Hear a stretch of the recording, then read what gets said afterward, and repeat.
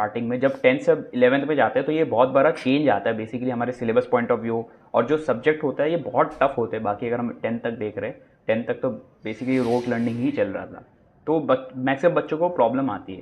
तो जैसे तुमने बताया कि मैथ्स के जो प्रॉब्लम था वो जो बैकलॉग जनरेट हुए थे उसे तुम आगे जाके ठीक कर लिए थे 11th के एंडिंग तक। तो क्या बता सकते हो कि कैसे ये प्रॉब्लम्स को तुमने ओवरकम किया, मतलब कैसे टाइम निकालते थे बेसिकली, और अपना डेली शेड्यूल भी बता सकते हो।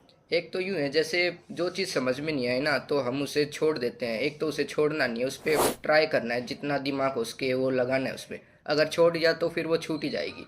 चाहे हार्ड हो उसको देख लो, उसका ही जैसा सवाल कहाँ क्लास नोट्स में करवाया है उसकी थ्योरी रिवाइज कर लो। अगर फिर भी नहीं हो तो सॉल्यूशन देख लो, उसमें देख लो क्या नई चीज़ है, उसको नोट कर लो, फिर आगे बढ़ो। ऐसे ही होगा। और बैकलॉग का तो ये है, एक तो कोशिश करो कि बैकलॉग हो ही ना।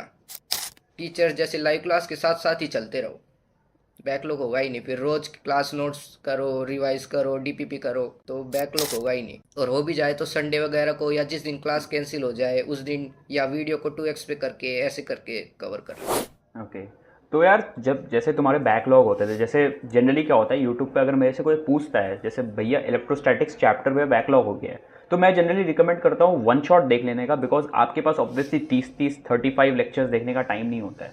तो अगर तुम्हारे साथ ऐसे केसेस हुए तो बेसिकली तुम क्या वो लेक्चर्स को फॉलो करते थे या फिर यूट्यूब पे कोई कंटेंट कंज्यूम करते थे। हाँ, जैसे मेरे 11th के मैथ्स के चैप्टर छूट गए थे बहुत सारे। उनमें जैसे बैच में लेक्चर थे हम्म। 6-7, और तो फिर मैंने वो एंड में आके मंजिल 2.0 से करे थे। वैसे हो तो गए थे, लेकिन उतने अच्छे से नहीं हो सकते जो पूरे ईयर लॉन्ग कोर्स से हो सकते हैं। तो इसलिए वही करने चाहिए। वैसे तो अगर टाइम नहीं है तो फिर वन शॉट जा सकते हो, और लेकिन कोशिश करो कि साथ साथ ही चलो लेक्चर के।